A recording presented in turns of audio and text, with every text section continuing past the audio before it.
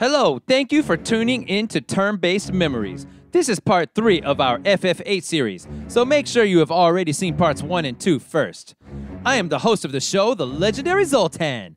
Mel, my co-host, who is playing the game for the first time, just finished playing from the start of Disc 2 to the point where the garden becomes mobile.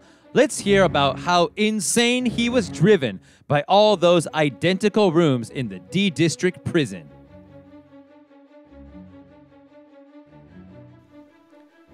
Hello everybody, welcome back to part 3 of our FF8 adventure with Mel for Turn-Based Memories. I'm your host, the legendary Zoltan, here with my co-host Mel. How's it going, dude? Hey Zoltan, how's it going? Going good, thank you for asking. So, Yes. if you haven't listened to parts 1 or 2, you probably want to listen to them first because we're going in chronological order of the game. So for today, Mel has played, let me go ahead and just list off exactly all the areas in my little list here.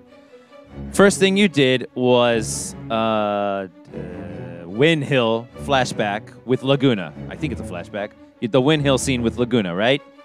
Mm-hmm, that's correct. The D District prison break scene. The Correct. Galbadian, I think it's I've always said it Galbadia, but then I looked up in Japanese, it's Galbadia. Which one do you want to call it? I've always in my head said Galbadia or Galbadia. You know what? Yeah, honestly, I'd probably do waffle between the two in my head. Okay, let's go with the Japanese one then. Galbadia. Yeah. Okay. Galbadia missile base. Then you return to Balam Garden. Everybody's running around in circles with their heads cut off like a chicken. And then you go to Fisherman's Horizon. And then you get the garden mobile on the freaking ocean. Oh, yes. That's up to what Mel has played for today. And now he's going to read us some dramatic notes that he took. Yes, sir. All right, so let's launch into it. These are like diary entries. If you haven't listened to the other ones, I'm assuming you have at this point. But so let's go to it. Here we are. Dear diary, I was asked to play up until a point where I got a new mode of transportation, and that is exactly what I have done. From my last session, like you were saying just now. I began as Laguna in the dream world, which now appears to be a collective vision the protagonists are experiencing. They also seem to all be sharing the exact same vision, or one similar enough to where they all know what's happening. So that is a little strange to me, because from what I understand, they're all inhabiting certain members in this vision. Yes. Of other people. And Squall is Laguna, and what's the blonde hair guy's name? Totally went Zell? out my head. Zell, yes. I knew it started. Zell is like Ward, right? Yeah, he's a specific guy. Yeah, and the dude with the anchor. Yeah, Quiggis is someone else. Kiros. But they all seem to understand like what you have seen as the player. They're like, oh, did Laguna blah blah blah, and some of those scenes don't include those other characters. Oh, yeah, okay. And they're making like oblique references to things where only Laguna would know. So to me, it feels like a collective vision that they're all having, and especially when you have these moments where Squall can like interject, where he's like, "What's going on?" Yeah, he can. It feels to me like he's watching this unfold. But they're all supposed to be inside of somebody as they do it, right? I guess they are, and sort of the weird, this is something only video games can do. They all have the junctions of the people I guess they're implied to be, which is actually your first hint at this, and not anything anyone says. It's a good point. Which is such a video game thing. It's kind of cool. It's kind of genius. Do that. Yeah, I hadn't thought about that. It's something I really love about games. That's a real storytelling thing you can only do in a game. So does that mean, so the Wind Hill scene would be the one where it's only Laguna and Kiros, right? And Ward is not there, right? Correct. Yes. And Zell becomes Ward Does Zell somehow know what happened in Windhill in that scene? They all comment on the visions. Like, I'm trying to remember exactly the verbiage. Maybe I'm misinterpreting something, but to me, it's always like whenever one of them has this vision, they're all having it. Maybe, They're but all I having it might at be the wrong same about time. that. Yeah. Huh. Yeah, or it certainly seems to be that way. Oh, that's right. No, yeah, that's right. Because they all faint at the same Yeah, time, right? And whenever then the, right. And so far, that's fully unexplained. And the other people bizarrely totally go along with this. They're like, "Oh, the dream world again, huh?" It's like, yeah, the fucking dream. What? But they've well, all seemed to roll with that particular punch very quickly. well, who hasn't? I'm trying to remember now. Who didn't hasn't experienced the dream world? I Renoa don't think hasn't, right? Renoa hasn't, and I don't think Selfie is anyone in the dream No, world. she's the first. She's in the first flashback with the. Is she? Yeah, she's Oh, she's on the train Kyros with them. That's in right. the She's with train Zell. flashback. Yeah, It's Zell, Squall, and Selfie are the in the three. first one. Yeah, and then in Right. the one you just watched, it But should have it's been. Quiris who isn't, and she acknowledges this, like from their like descriptions, and it's like, oh, the dream world, huh? Huh. Okay, that's a good point. When I they're hadn't in the thought of that. prison, or Right. a different scene, I think. But anyway, um, so that is all very strange. But let me continue here. Okay. So soon enough, I found myself back in Squall's body, but now captured in a giant prison complex along with all of my friends from Garden plus Irving. Then I proceeded to get go the wrong way down the massive spiral staircase full Oh of random man. encounters and a Oh dead man. end Oh man. twice. Oh man. I had no idea where to go initially, and I couldn't quite tell. There's a little barrier on one side of the circle to let you stop going up the stairs. yeah. If you recall this, it's just a tiny little pixel that is indicating a railing that you Yeah. couldn't possibly hop over. So you have Right. to walk all the way All around. the way around. Yeah. But it's only there on some floors. Did you Which notice it on the confused floors it hell out of wasn't me. there? I did eventually, yeah. But Okay. the controls on this are a little wanky. I'm using a analog stick, which this is a remastered port that's designed to be used with the analog stick, and the movement is still kind of herky jerky.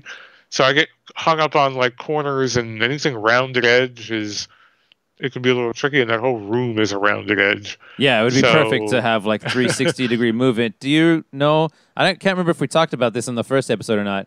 Is the movement field 360 or 8 direction? it feels like Like, a can you little higher than slight? 8 direction. Okay, but But not not by much. 360, It huh? could be. No, it's not perfect. It's not a modern game where you can kind of go. But also, you're at not isometric, a pre-rendered static image.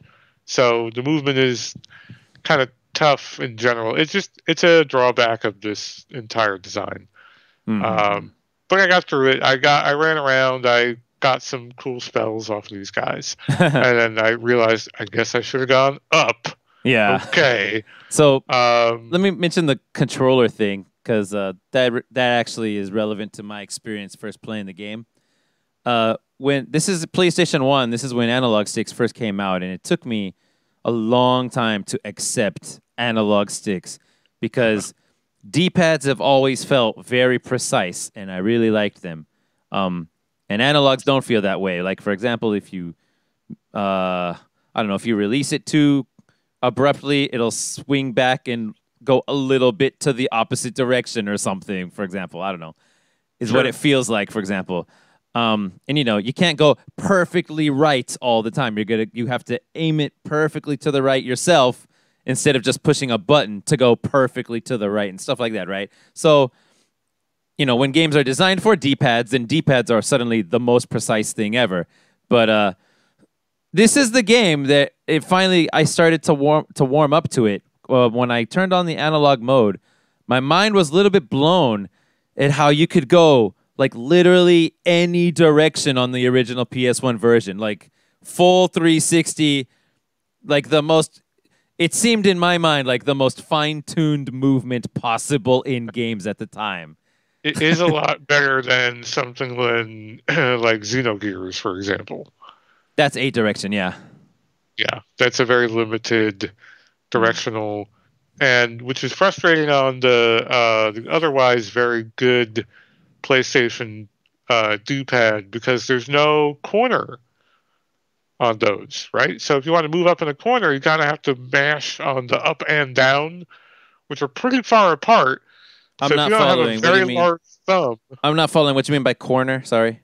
the corner on the D-pad, there's no corner on the PlayStation D-pad. There's four discrete buttons.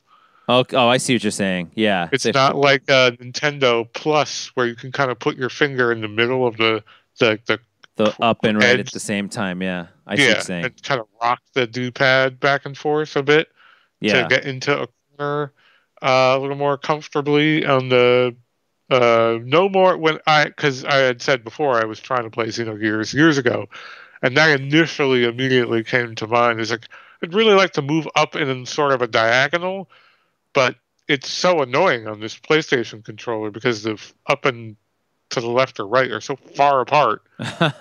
It's obnoxious. Like I was able to do it, but it's not as comfortable as it could be. I was like, analog support would be great for this game, but it was before Yeah. analog support. There's no native analog support in that game. Right. Okay. So yeah, that's my little escapade in the prison trying to figure out initially where to go. Should So after that, Shall I I'm ask still you in the what you prison. think about that scene now, or wait till we're all done? Well, I think I got one more paragraph and then we can kind of move into it. Okay. Um, so after that, running around the wrong way, and after discovering only after it was too late that I could have entered other prisoners' cells to get items, Oh man. which I didn't do, I encountered a boss fight and then I died. And then the auto save function did not work. There's an auto save in this game, actually, but it's super unreliable. Huh. It takes up the first slot on the memory card, so to speak. It Okay. still has the same save mechanics, but their slot number one in quote unquote memory card number one is a red autosave file. And I have no idea what triggers this autosave. It Oh. didn't trigger at all, like for hours and hours and hours after doing multiple things. And it was still on like disc one. Oh man. And I'm, well into disc two. And I'm like, this is stupid. So I had an earlier save, but I had to redo that entire running around the prison thing because for some reason, I guess if you recall this boss fight, there's a guy in the back who's buffing the other two guys in front. You kind of got to knock out the guy in the back. I wasn't doing that for some reason. I wasn't paying attention, and they ended up just overwhelming me with like crazy attacks. I was like, oh wow, I'm actually going to die in this fight, Hmm. and surely enough, I did. It was just But like two robotic suits and a guy, right? yeah, it's a very Okay. Yeah. like low key boss fight, but it's like, treated as a boss. It does the whole boss music. Oh, okay. So I did that fight a second time and I won. Um, so I say also here, it's also at this point that I really thank Zoltan Oh, for his advice which on advice how was to that? treat characters and their junctions as like slots that you swap people in and out of. Mm-hmm. Because it's also at this point in the game that they really, really like to swap your parties around They do, yeah. left and right, left and right. Mm-hmm. They do it like 3 times in the prison scene alone, and you can get into random encounters during all 3 of those times. It's not like you're just running around for story reasons. So if you have Right. nothing equipped or junctioned, you can just attack if anyone's familiar with the game. So it leaves you pretty hampered. But thankfully, I took your advice and I basically said, okay, character one, character two, character three. Character one gets junction set number one, character two, and so on. Yeah. So swap them out the whole way. I don't micromanage who has what really Yeah. very much. So yeah, when it comes to that, like I never even bothered to make builds ever in this game. Like I'm gonna have this one be the magic person. I always just focused on dividing up, distributing my GFs among 3 party members so that they can junction to as as many different stats as possible. Um, and then yeah, just up the parameters as much as I can. I never like tried to think about the physical character or the magic character. I don't really feel like this is a game to bother doing that with, because eventually, yeah, you could just equip a couple more GFs and boom, you can up all the stats, right? So Yeah, I think I'm getting that impression. I did start down that road, and I do still sort of have that. Like Zell is he doesn't cast magic. I just have him buff his physical attacks with magic, and I have his strength really, really high. And Squall, I'm actually using as a magic user. His magic is really, really high, and Renoa and Selfie are more like healers. It more or hmm. less determines what magic I bother a junction to that person rather than really their role so much in combat, Hmm. more or less. Like, aside from if Squall's going to cast a magic spell, it's going to really hurt, or if Zell punches someone, it's going to really hurt, compared to Renoa, who I probably just have busy healing or buffing. That's just kind of my standard role playing game Yeah. dynamic Has kicking in. How's that been working? Has that been successful so far in this It's been game? working out pretty well. I think so. I don't know if I'm being optimal, but Right. it's been working out. I'm sure you're not being optimal because when you're optimal, you break the game, yo. Yeah, you're right. Now that you said that, In this game, anyway. Yeah. Okay. that's true. So, what did you think about this whole D District prison break thing segment? Like, okay, so let Um, me go back further. Let me go back further. So, this is coming right off the end of the previous episode we did, where the last thing that happened was freaking Squall got impaled by a giant ice blade. He wakes up right. unscathed. What are you Yes. thinking? You know, obviously, there's so many unanswered questions in this game so far. Okay, not just that one. Yeah. Not just that one. Yeah. There's so many things. I feel like I have no idea what Squall is, who he is, or supposed to be. And it seems like almost everyone I know is not who they're supposed to be or who they really are or whatever. Hmm. Maybe some of them are, but I feel like Renoa has a secret. Maybe Quidditch is someone else. Sid, we find out later on, he's not quite who you think he is. What have you found out so far? I don't remember what we know thus far. Well, I did touch on that, so I can move into that next. Oh, okay. All right. Well, that'll be Uh, later. Yeah. I want to yeah. continue asking you about the D District prison because Oh, sure. I'm thinking now. Like I loved it back when I was a kid. Yeah, I was like 17 or something, 18 maybe. When I played this thing, I really remember this part. It starts off one, he's not dead. I'm like, what the hell? Like, not even hurt. So I've always just come to the conclusion that it was just a magic illusion, and he thought that he got killed. Like it wasn't Oh, really an ice that she didn't actually impale him with ice. She just sent fake ice after him, and he thought that sure. he got impaled by it, and then he fainted from the trauma of the possibility of it, of believing Right. that he'd been. Is that a possible thing that can happen in life? If you Yeah, think I you've mean, been I'm sure impaled, people can can you? think they got shot or something, and then they pass out or they freak out or whatever Yeah. when they didn't. So that's what I assumed is going on there. And then right after that, they start showing a bunch of FMV scenes, a few FMV scenes where they show like the cell that he's in be like connected to an elevator and taken up or something. Isn't that what happens? Yes. And yeah, that's where I start getting the feeling of like I really, really love all these robot designs that they've created for Yeah, the I FMV actually scenes. noticed there's a lot of intricacy going on with that Right? sort of throwaway cutscene. Yeah. But they make sure that this little hatch opens up and this little thing Yeah, extends and it hooks into that. And I'm like, this is so awesome. I really like that aspect of FF8's FMVs a lot. And there's still more to yeah. come. There's and well, I guess it is part of this Prison Break scene. There's a really cool one where you're hanging off the side At the end, as yeah. the place begins to like submerge into the sand, and it's all CGI, but you're Yeah. interacting with it slightly, Yeah. and that was actually really fucking cool looking. Yeah, right. That was one of the times they actually used you actually had to play during the FMV scene. So that's cool.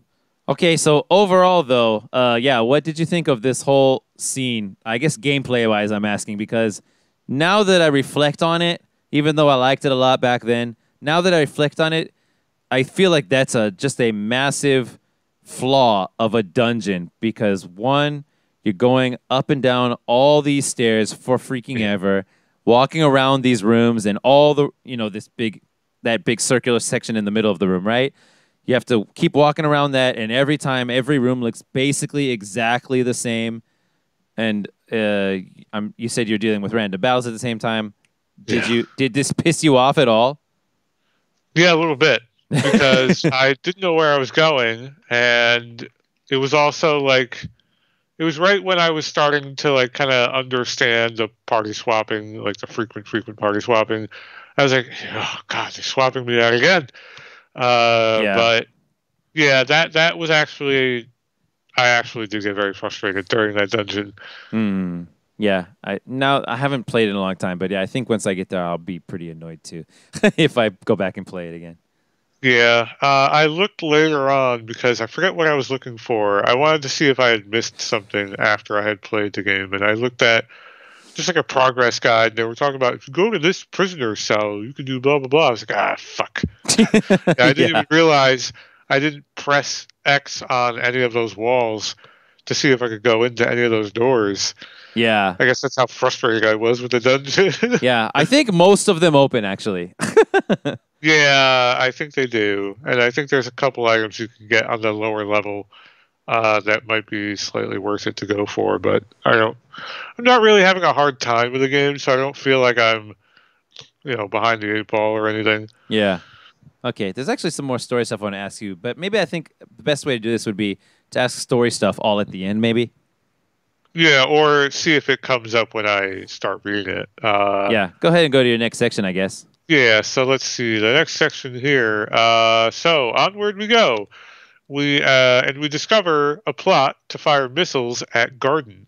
Hmm. We split up, my party members and I. This is after we escaped the prison. And I take half, that is Selfie, Irving, and Quiggus, to the missile base, and the rest to Balam Garden. Also, props here for Google auto-correcting Balam with a B at the end. It actually knew how to spell that word. That's not a real word. That's a Final Fantasy VIII thing. But it knows that it's supposed to have a B at the end. Yeah, I wrote it without the B, and it's like, do you want a B at the end of this? It's like, what the fuck? How do you know this? Yeah, really. That's That amazing. was actually really impressive. um, the missile-based portion I thought was actually really fun. It's sort of like a pseudo dungeon. It's full of fun dialogue choices, and this is actually where I began to really like Selfie's character. Oh, really? She's really like funny and brash, and she's like, "Fuck it, let's just do it," like that kind of person. Okay. I think it's written pretty well in a way. Hmm. And then at the end of this, unfortunately, they do fail to stop the missiles from launching, and they get themselves exploded in the process. Oops. Yeah. Oops. That was a big fucking explosion. I I was know, actually right? Massive. surprised. Let me think. Was there another? Has there been anything?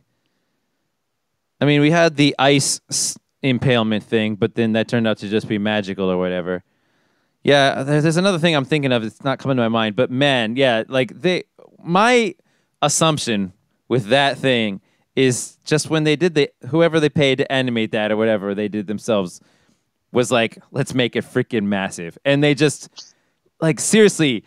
Nothing is gonna be not vaporized. Like Seriously. in that explosion, it was way too like it was instantaneous.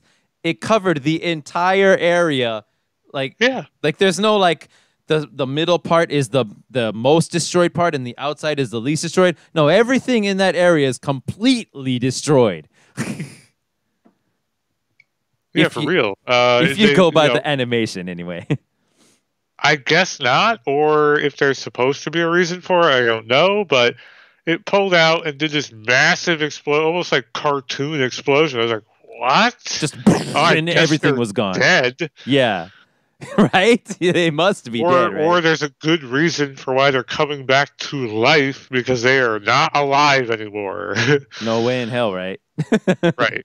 So I said, okay, wow, big twist there. Cool. And then they just immediately cut to the other party that I sent to Balam. Another freaking sweet use of the FMV, and you can run around. You're in the freaking parking lot and trying to figure out how to escape the facility, and then right behind you, the freaking rocket launchers rise up out from underground and shoot the launch the missiles. Freaking amazing.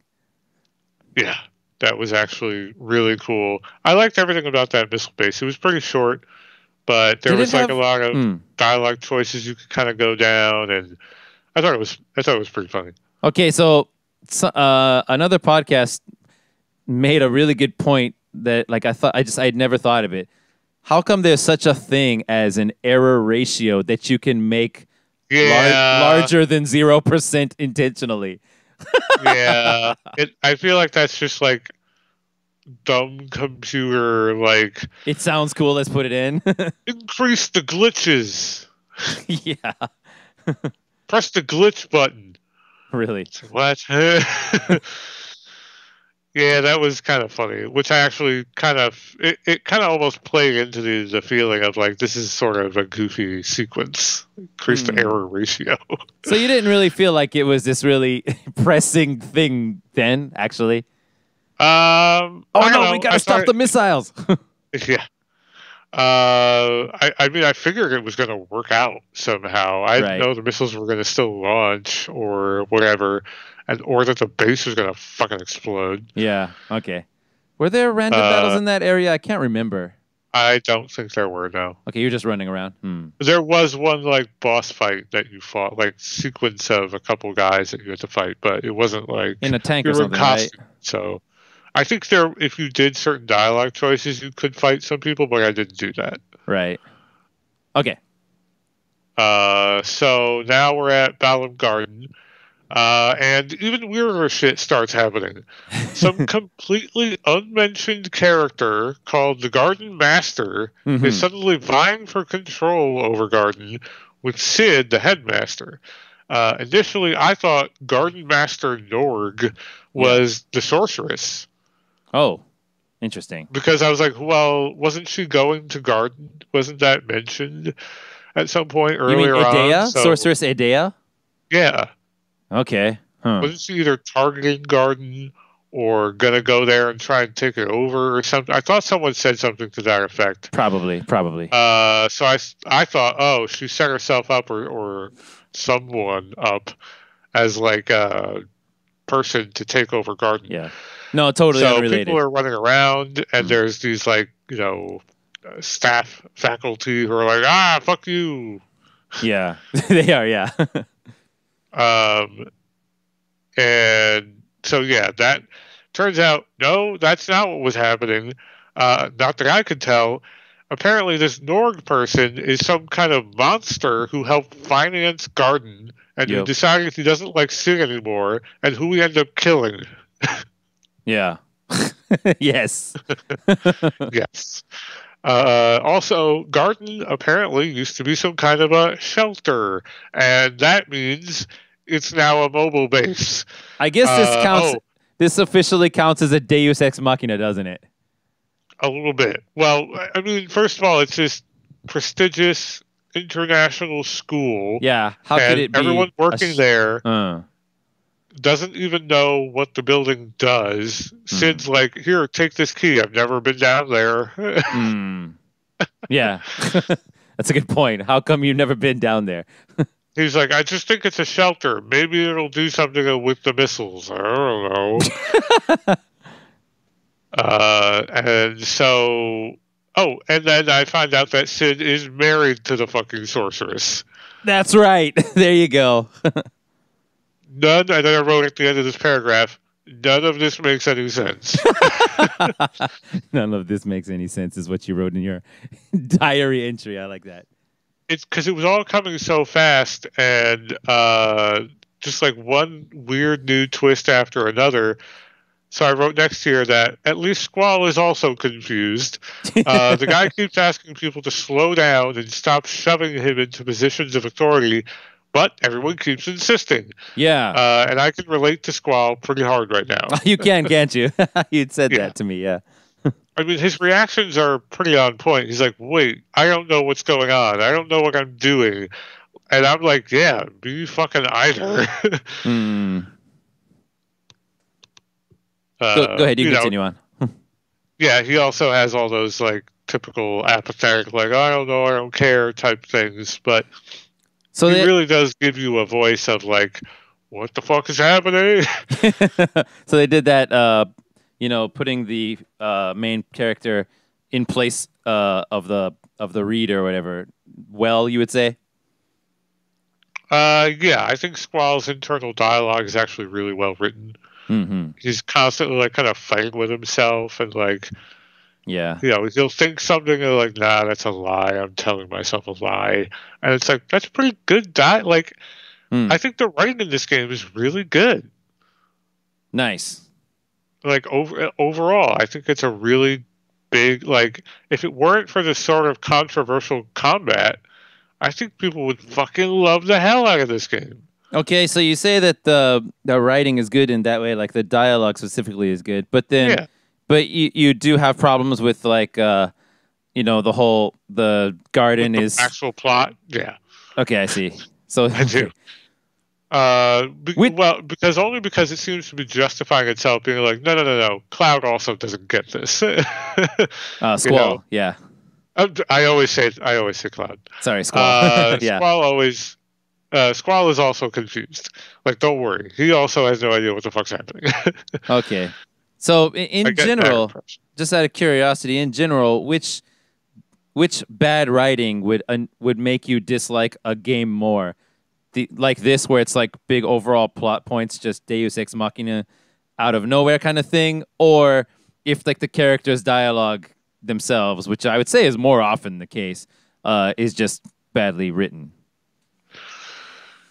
That's a good question. I guess it depends on. I'm a person who does think that a good experience can be ruined by a bad story.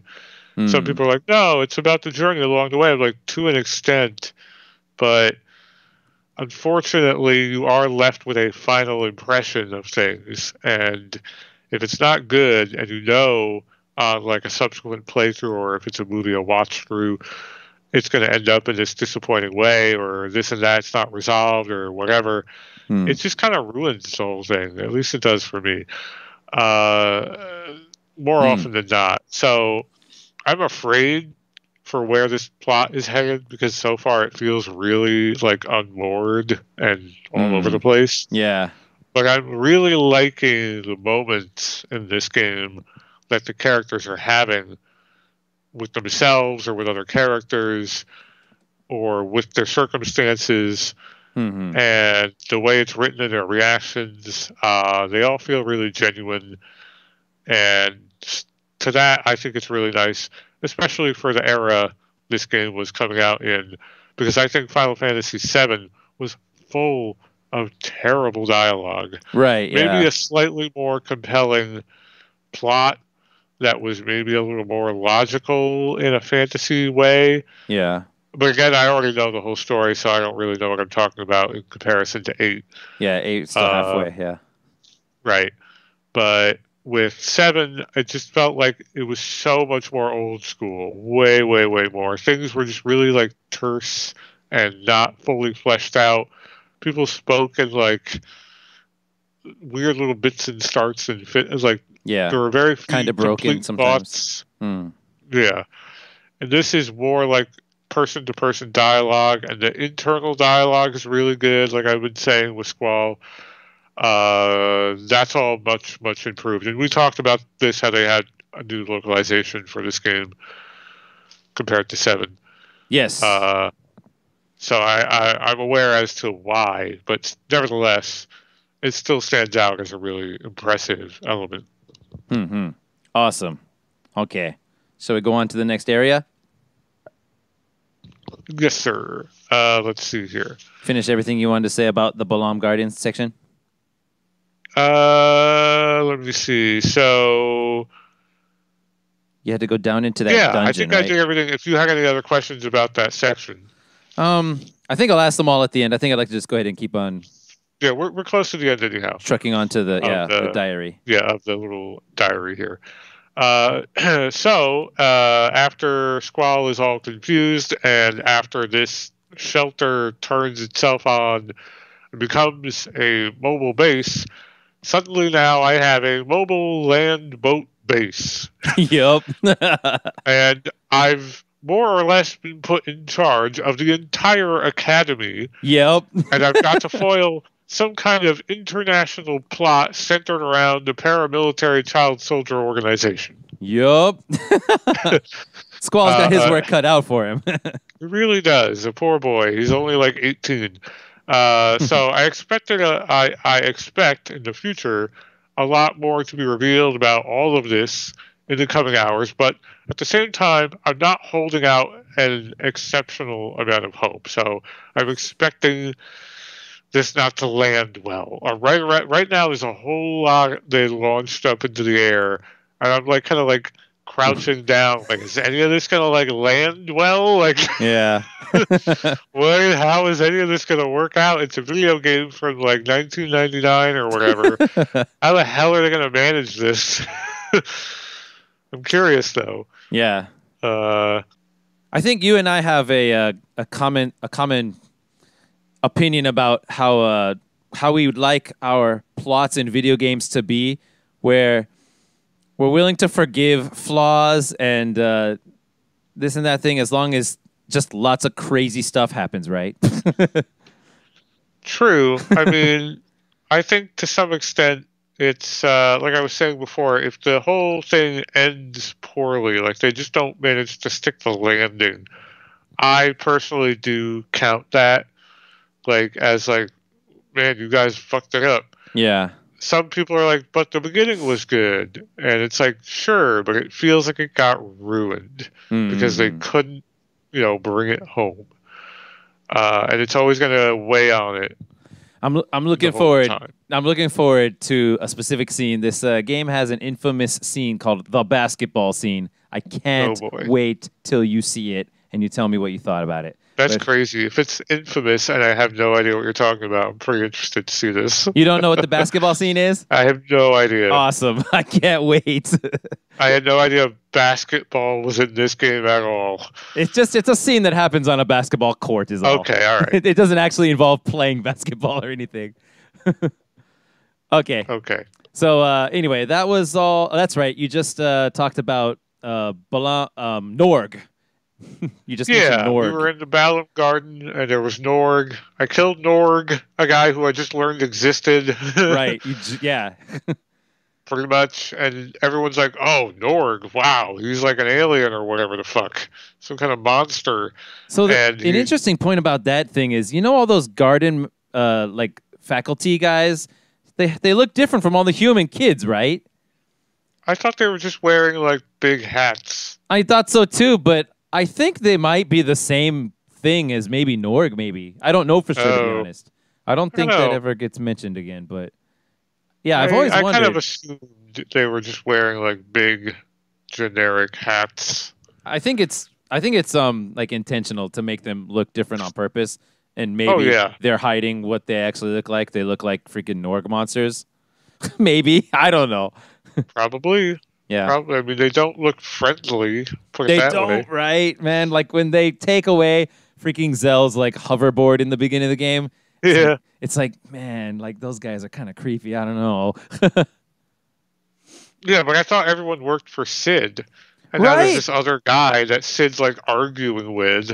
Yeah. Who lives in a basement. Yep. It's like, what the fuck? And then I fight him.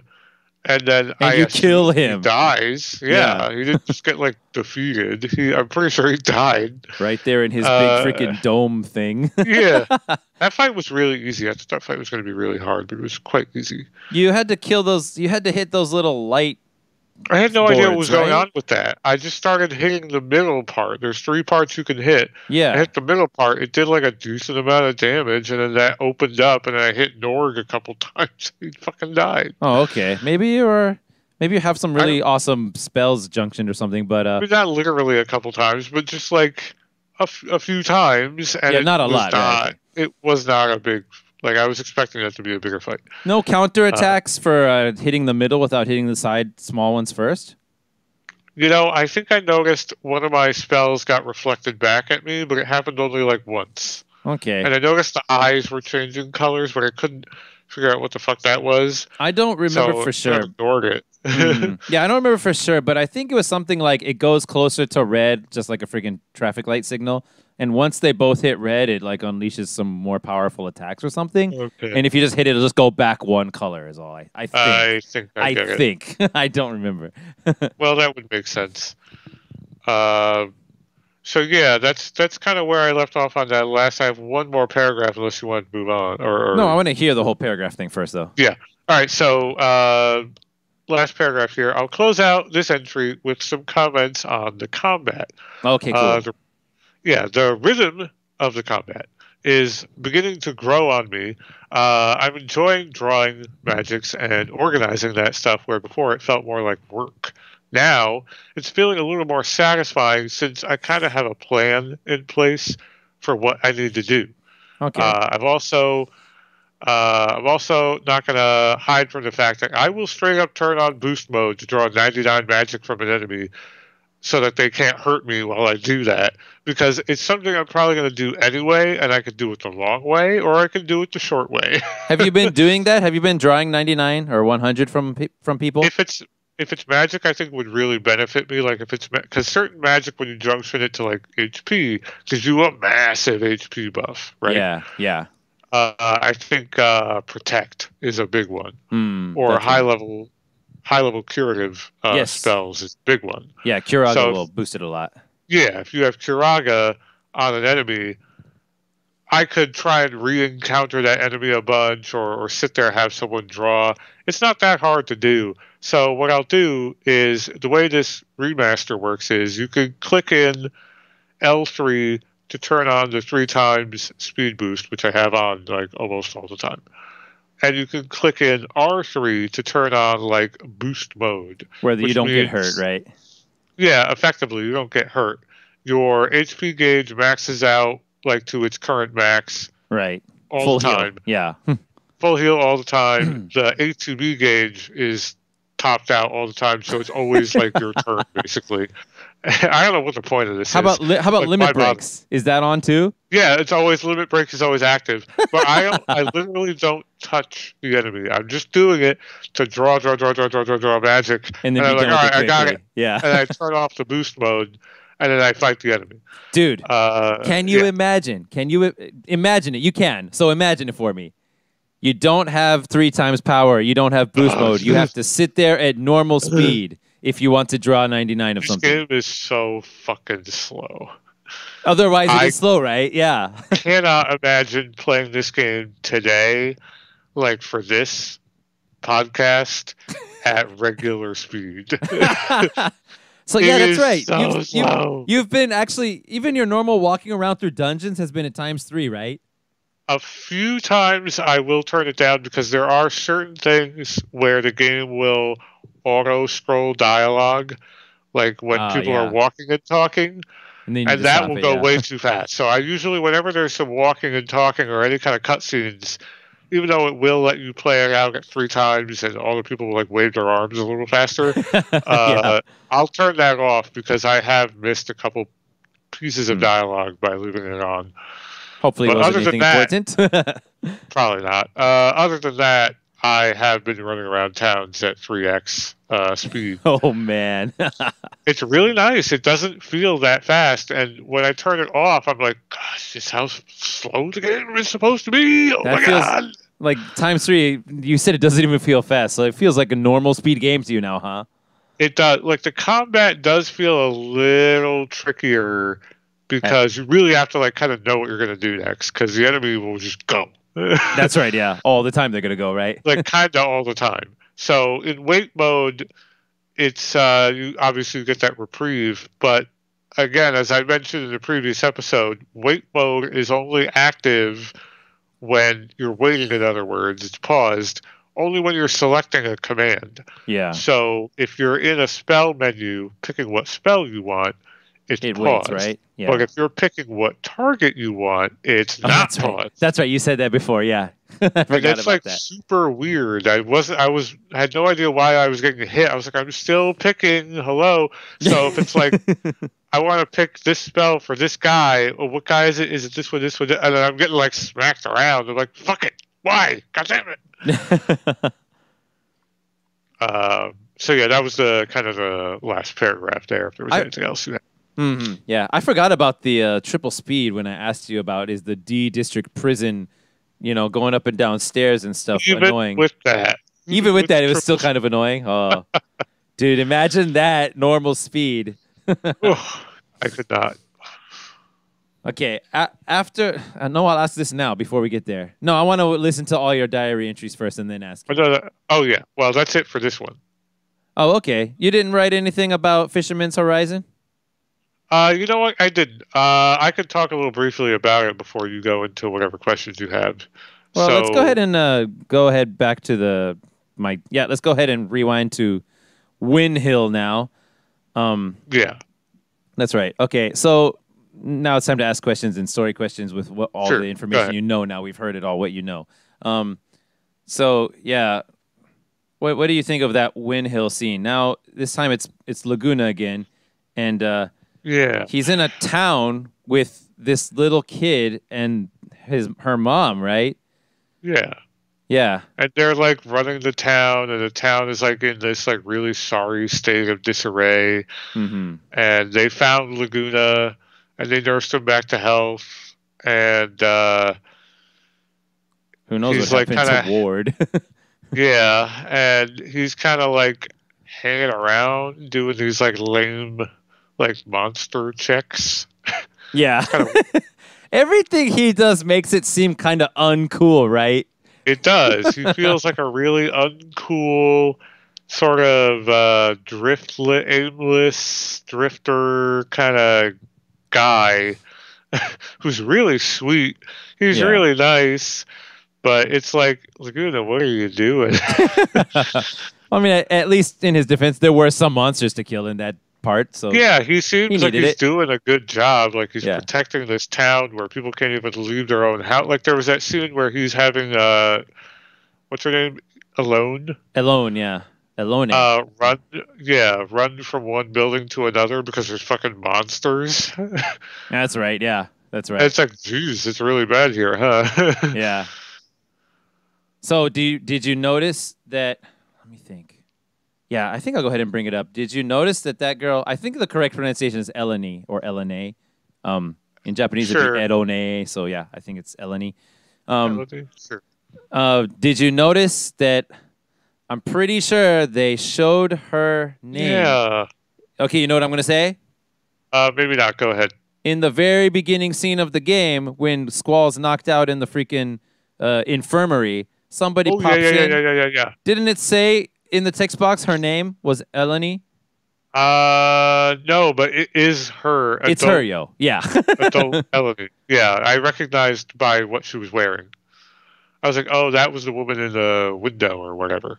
Okay, yeah. So I think that means that every time we see these things, they are indeed flashbacks because she's not a kid now. I forgot.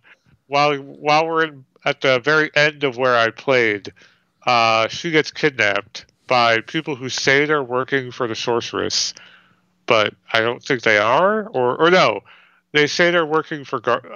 Who were they? Oh, do you remember? Oh wait, you're talking about after you got Mobile Garden? Then is that what you're talking about? Yeah, there's a boat that comes up. A white seed ship, and the white seed guys come in. They're from Galbadia, right? Is that what they said? Aren't Okay, they? maybe. I thought Squall said that like it's a Galbadian ship, or something. I can't remember. Maybe you're right. I can't remember if they're from Galbadia or not, but yeah, those whites, they're seed guys though. So yeah, and then they came to Yeah, take back Eleni for some reason. That happened. right. Yes. And then Okay. she's gone, and everyone's like, "Fuck, we gotta get her back." Mm-hmm. It's like, well, you let her go. Right. But you meet her. She's in garden for some reason, and she's the one giving you these flashbacks. Okay. Oh, that's right. You saw that scene already too. That's right. Yeah, yeah, Yeah, yeah. Okay. yeah. I forgot. So I she told actually you. forgot about that as well. Right, she did. Okay, yeah. Uh, So that's interesting. Yeah. so So she's that's an sending interesting. you guys into those other characters then, Correct. right? She is giving you these visions of other people in a place that wasn't that a time and a place that was not that long ago. Well, I don't know. She was Uh, a kid, so that's like 10 or so more years ago, right? At least, right. right? I was expecting like hundreds of Hundreds. years ago, Okay, like I see. fantasy, like a lifetime ago. But she's just like older, so it feels like more personal.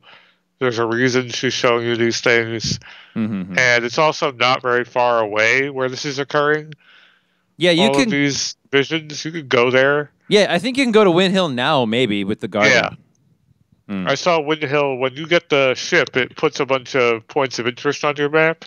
Ah, And it's like Wind Hills are over here. It's like, oh shit, it's like right over there. yeah. I don't know why I was expecting it to be like on another fucking planet or something. So still just a bunch of question marks of why you're seeing all these scenes in this Yeah, Doom I don't Laguna, know though, who right? Laguna is. I don't know why they're getting these visions. I don't know who Elodie is. Hmm. I don't know why what the fuck the deal is with the sorceress. I kind of understand Cypher and why he's like, I'm a jerk. I'm like, yeah, you're a jerk. Okay, You can understand him, huh? I get it. You're a jerk. You're not. You didn't make the cut. Now you're a jerk. I get it. According to Uh, Quistis, like she had Quistis or Zoo, I forget, I can't remember who said it. Like he keeps on failing the exams. Like he hasn't made the cut a million right. times already, right? I guess so. Yeah, Yeah. he's like a really shitty rival of Squall. Uh, and then yeah, we go into FH Fisherman's Horizon, and that scene was very quick. I feel like I was there and gone very shortly. Hmm. Uh, you kind of crash in there. There's a dude who's like, "We don't want anything to do with you, military people. Please leave. Yeah. We'll help you, but please leave." Oh shit! Of course you brought trouble. These guys are gonna burn the whole fucking place down because they're looking for Elodie. They're the Galbadian Empire? Yeah, it was Galbadia, right? Yeah. Right. And they're looking for her. I assume because she has special powers or the sorceress wants her or something to that effect, right? Probably. And so they're gonna burn the place down so that she doesn't have anywhere to hide. And you go ahead and defeat those people trying Dude, to do that. And then it's interesting to me that you, a freaking snarky ass teenager named Squall, and your group of other snarky ass teenagers with you, go to that place, and the mayor of the town of freaking Fisherman's Horizon. I don't know how old he is, but if he's the mayor, he's right. probably way older than you, like at least in his 30s, Yeah. probably. That guy who should be wiser than you is like, we don't believe in violence here. We're totally freaking pacifist. And the freaking Galbadia dudes come and they're like, we're going to burn down the whole freaking town. And he like doesn't try to fight them because he's a pacifist. And also he doesn't know what the hell they're talking about either. Like he doesn't like did they say we're looking for Eleni or something? They To did, him? yeah. They explained it to him. Yeah, he Yeah. probably is like, I don't know who that is. So I mean, he doesn't know what to do anyway. But yeah, the pacifist is like, Well, I'm gonna be the yeah. pacifist till the end, and he almost got freaking like his town almost got completely destroyed just by that stance. And freaking after it was all over, the snarky teenager of Squall is like, I think we need people like you and both people like me in this world. And I'm like, whoa, Squall was the one who was correct in this scenario. Yeah, Squall is an interesting character. He is obviously everything. So also another thing I've seen are flashbacks of Squall to his younger self, talking about his sister who died. That's right. And that comes up a couple times where he's like having a nightmare. So there's obviously some baggage, and that's kind of why he's putting on this like, I don't want anyone to get close to me, so I don't get hurt, sort Yeah. of defense. Totally, yeah. But Exactly. on the inside, it's pretty clear he's very thoughtful. He's very sensitive, and He's probably the most sensitive. yes, exactly. And he is very intelligent because he immediately kind of evaluates things very quickly, and I think pretty accurately. Like someone was like asking, "Oh, why are you guys pacifists?" And one of his responses is just, "What is it? It doesn't matter. Like they have their reasons. Let's move on." And I was like, "That's true. Like it doesn't matter. Like this is their town." Yeah. He of course he's really short tempered and everything, but I think all of his responses are pretty cool and spot on with that like angsty, cool teenager character. And again, infinitely better than Cloud. Like I don't think Cloud's going for that vibe. You've convinced me that Squall is way cooler than Cloud throughout this episode. I really do. I don't know if I'm going to end up coming out the other side of this thing a big fucking Final Fantasy VIII fan or something, but I just really like his character development and just like the emotions behind his character. Cloud is so, by comparison, so flat and too mysterious. Like, what the fuck happened to him in Soldier? How do you get that callous? Yeah. What the fuck? Like, and then there's all the psychological aspect thing. Psychological aspects to stuff with him, where and Zach, but that's a whole other discussion. Yeah, it is. Yeah. But with the Fisherman's Horizon, I thought that was cool, and it was a nice tone piece for. This is like kind of his first big mission, more or less, as like the commander of the entire garden. That what you mean? Yeah. Right. Where Sid's just like, you're in charge. And you get the impression he's like trying to give him like this is like an advanced training, because for some reason I think Sid has like some insight into Squall in a way that Squall is not aware. And he's like, this guy's gonna like run this place one day. For some reason, Sid is aware of this, or there's another reason, but he's like really putting everything on Squall. Totally is, yeah. A lot of people put a lot of stuff on him. They do, they really do, yeah. And they really put up with a lot from him. They're like, "Oh, you're being grumpy again."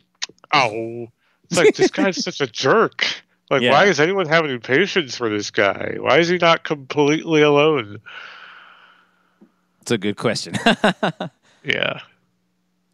Okay. Let's see. D district prison. We talked about. Okay, I had a question about that. Got anything to say about the little creatures that saved you from the torture room, or anything to say about the torture, little, being tortured by Cypher? Yeah, that was pretty weird, huh? And then the little Moombas, like, I believe they're called. Oh, Moombas. They have names, yeah. Orange, like tiger dudes, things. Yeah. They were cute. I have no idea what they're about. Just another question thrown up into the air, seeing how it lands. Yeah, along with all the rest. And then, another thing we see is that the people at the missile base come back. They're alive. Oh, yeah. So how was that? They survived that explosion. I was just, there's got to be a reason. So, yeah, after that massive explosion near the end of where I was playing last, they're just like, oh, we're back. Thank goodness. Wow. Oh, my God. Mm-hmm. It's like, what the hell? They just hid in the tank, and that was enough, I guess. I think, or like you were saying, someone animated that explosion a little too vigorously. Like, yeah. I don't know what the hell that's about yet, but I mean, we'll it see. never comes up again. That's all there is to that, yo. Oh God. Yeah. That's They hid in the tank. I think that's all it was. And then, yeah, the guy who made the explosion made it too big because there's no way even that tank would be okay. oh. It would have totally, or it would have been knocked so hard that anyone in there would have turned into like jelly. Hmm. Like it would have been knocked up against the wall. Your head would have been split open. Like, come Yeesh. on. Yeah. Okay. And then the D District Prison, and then the Galbadian Missile Base. And yeah, I guess I don't really have anything to ask you about the Galbadian Missile Base thing. I was impressed though with one thing because I actually learned something about real life. I think you know how they show the scenes of the missiles being launched at the base and at Balam Garden, and they're heading towards the garden, and before they hit the garden, they just like swerve up into the air to try to come down and hit it from above or something. I found Huh. out later that's like a thing that missiles can be programmed to do in real life. Huh. Like I didn't know that. yeah, they do that to like avoid, I guess, shields or something. I don't know enough about it, but when I first saw it, I was like, what are the animators doing? What are they doing? Missiles don't do that, but apparently some missiles can do that. Huh. I'll have to The look only into thing that. I knew about like missile defense systems is that in the U.S. all of our missile defense systems were to the north because that's actually the shortest route between the U.S. and Russia is over the North Pole. So Oh, if there interesting. ever was going to be a nuclear strike, it would have been from across the North Pole that we would have launched nukes at each other. Hmm. Interesting. I But think yeah, that's interesting. I think that's maybe all. Actually, there's not as much stuff to ask you about as I thought. Did you? So it sounds like you didn't try to go crazy with the card game still yet, huh? No, I haven't touched it yet. I did briefly when I started, and I fucked it up because I didn't know what the rules exactly were, and I lost like a couple good cards like off the bat. I was like, Oh ah. yeah. But this Once that was happens, it's like demoralizing. You never want to play again.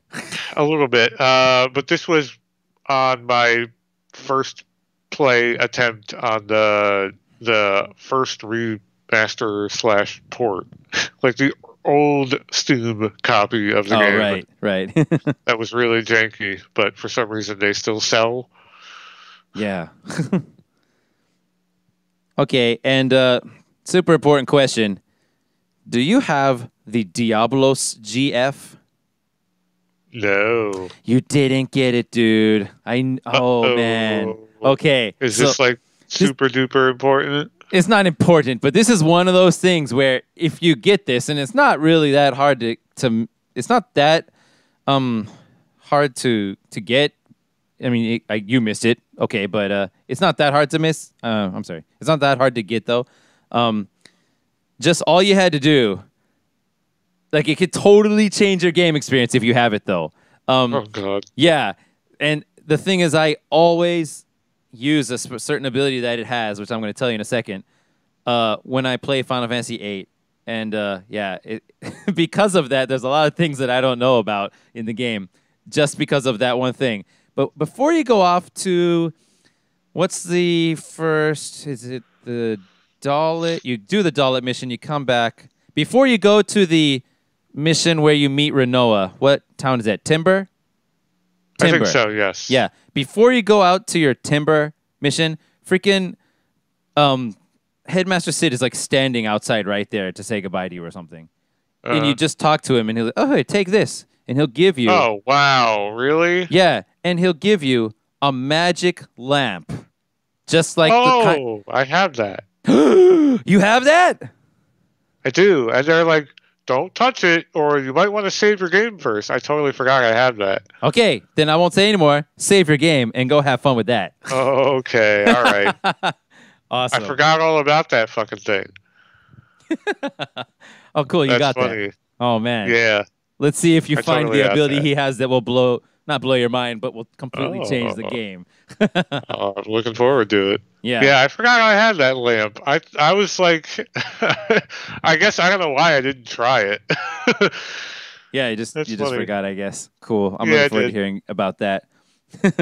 I guess that's everything to talk about. I don't really have any questions. I mean, if I want to compare the experience you're having to mine, um, it's different in some ways. The similar ways is that just like you, I also sat there, even though I didn't have triple speed. I also sat there and drew 100 of all the spells that I wanted from every enemy, which is the way to do it if you just want to stay ahead of the curve. That's one of the ways to do it anyway. You know, this is before I knew about how to use the card game to my advantage and all that. And Sure. yeah, I don't know.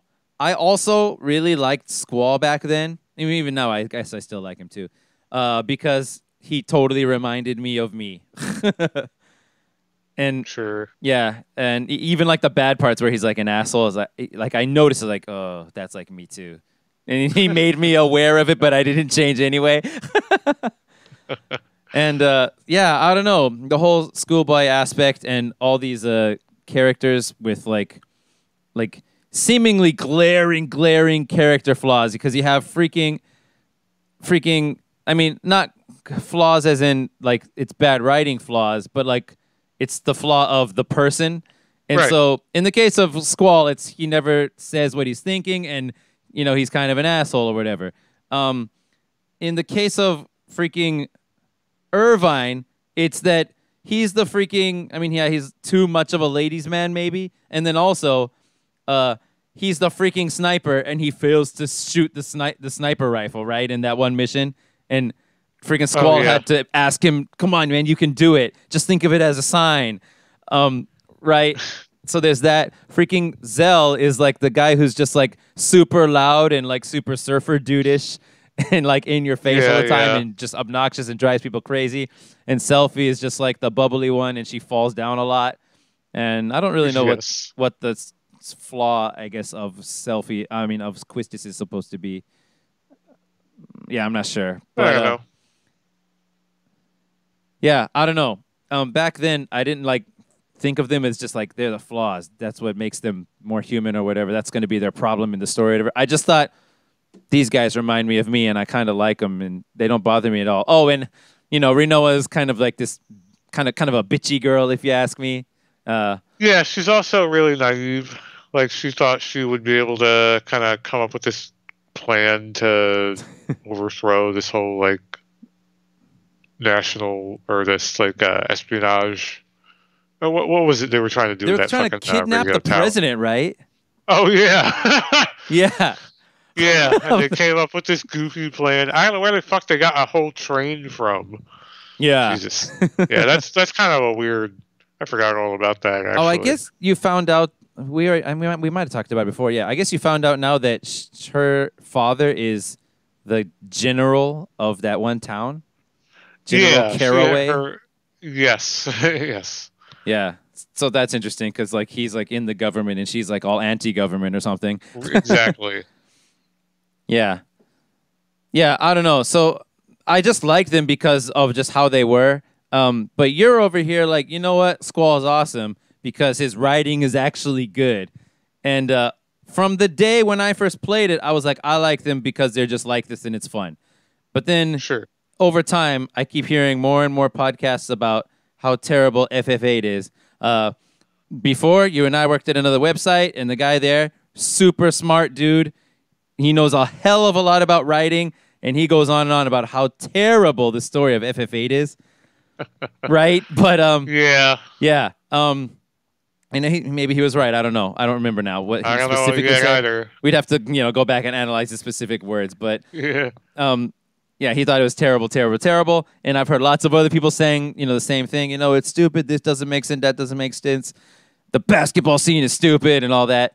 And maybe you'll still think that when it comes later. But I'm just surprised that at the end here, I mean at the end, up till now, all of a sudden, another person who likes good writing is like, Squall, he's really well written. I didn't expect that I would hear that. So that is different from my experience. I think this is kind of what I think a lot of people who are, especially people who praise 7 and then don't like 8. Yeah.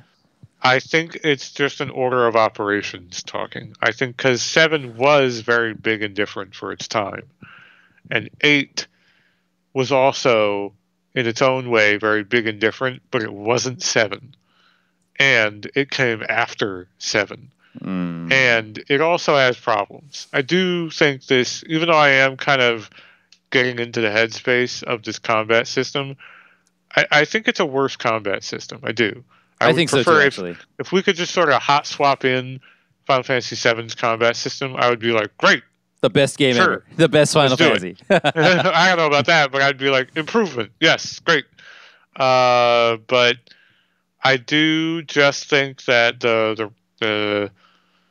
the craft in getting this person to be humanized, even though he himself is like kind of a shitty, angsty trope that is not maybe, especially for its time, very original or even welcome. Like, people were so over the anti-hero shtick at that point. Like, the 90s was all about anti-heroes.